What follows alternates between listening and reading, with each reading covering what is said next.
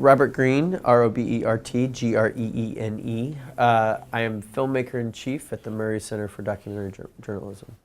It seems like a fake title, but they gave it to me, so I'm using it. So Based on a True Story is a conference that we at the journalism school, along with film studies and arts and sciences, put on in conjunction with the True False Film Fest. Based on a True Story is a chance for us to combine documentary films and journalism and have a semi-academic talk about how those two intersect, what journalism can learn from documentary and what documentary can take from journalism.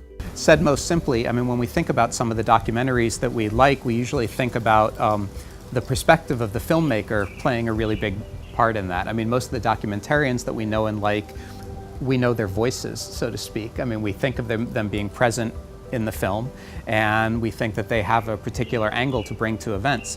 When we think about journalism, and I'm thinking now about news programs like 2020 and 60 Minutes, right? That you try not to let your own perspective really shape the story. The conversations that happen at True False are always the most invigorating conversations that most of us filmmakers have all year. Critics and filmmakers and distributors and everybody else, everybody in the industry that comes to True False.